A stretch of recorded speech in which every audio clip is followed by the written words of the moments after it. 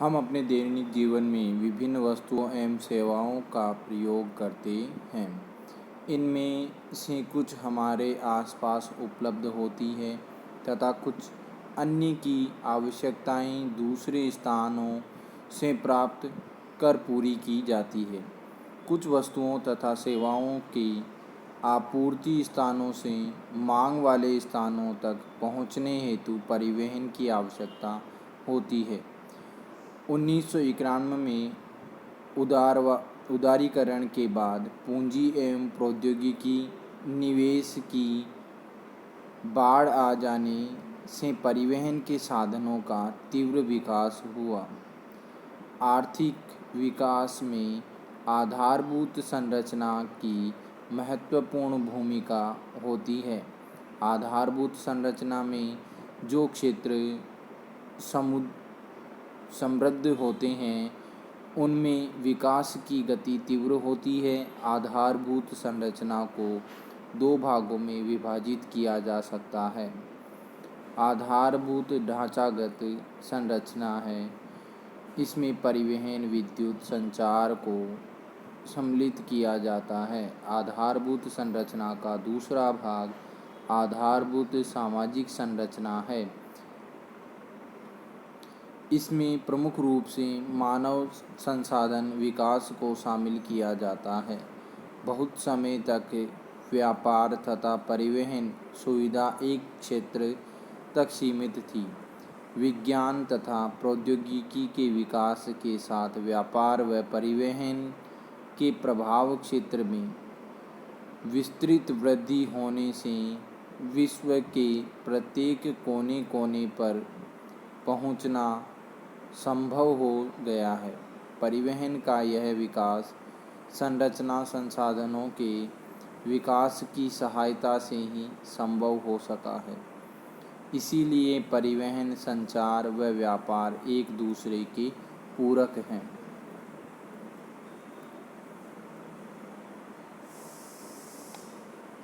आज भारत अपने विशाल आकार, विविधताओं, भाषा तथा सामाजिक व सांस्कृतिक बहुलताओं के बावजूद संचार में सभी क्षेत्र से सुचारू रूप से जुड़ा हुआ है।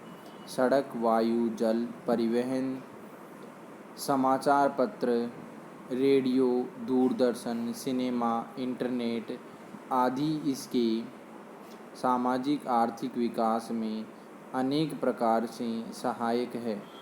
परिवहन व संचार के माध्यम से अंतर्राष्ट्रीय व्यापार ने अर्थव्यवस्था को जीवन शक्ति दी है, जिससे हमारा जीवन साधारण व सुविधापूर्ण हो गया है।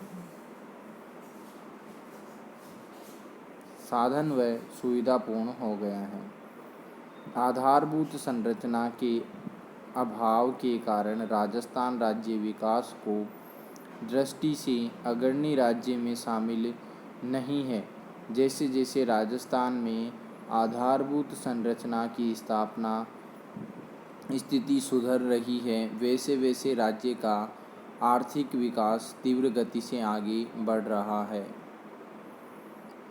आधुनिक परिवहन व संचार के साधन हमारे देश व राज्य की आधुनिक अर्थव्यवस्था की केंद्र बिंदु है। अतः यह स्पष्ट है कि सघन व सक्षम परिवहन का जाल तथा संचार के साधन आज विश्व, राष्ट्र व स्थानीय व्यापार हेतु पूर्ण अपेक्षित है। परिवहन देश के सतत विकास में सुव्यवस्थित परिवहन प्रणाली एक महत्वपूर्ण भूमिका निभाती है। पिछले कुछ वर्षों में परिवहन के क्षेत्र में बड़े पैमाने पर विकास देखने को मिला, जिसके पश्चात देश में सुदूर क्षेत्र तक यातायात क्षेत्र का विस्तार हुआ है एवं लोगों को इसका लाभ भी प्राप्त हुआ है।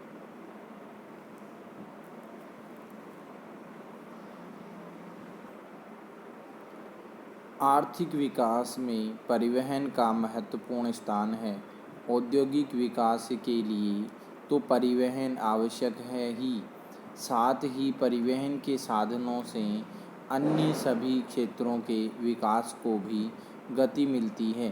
परिवहन प्राकृतिक आपदाओं के समय में अत्यधिक